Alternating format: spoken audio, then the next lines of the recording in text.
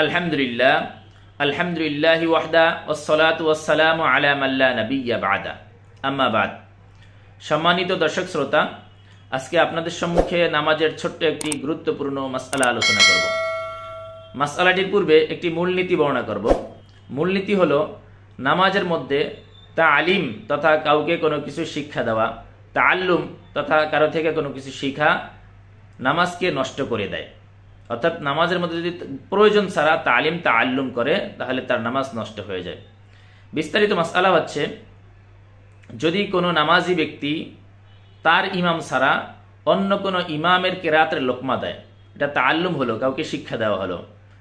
অথবা কোনো ইমাম যদি নামাজ ছাড়া বাহিরের অন্য কোনো ব্যক্তির লোকমা গ্রহণ করে, এটা তাআল্লুম হলো, শিক্ষা হলো, তাহলে তার নামাজ নষ্ট হয়ে যাবে।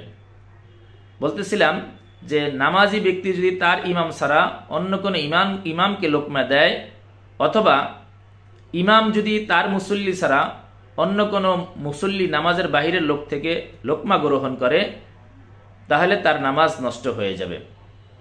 কিন্তু ইমাম যদি নিজের মুক্তাদির থেকে লোকমা গ্রহণ করে তাহলে এটা প্রয়োজনে হয়েছে, সুতরাং প্রয়োজনে হওয়ার কারণে তার নামাজ নষ্ট হবে না।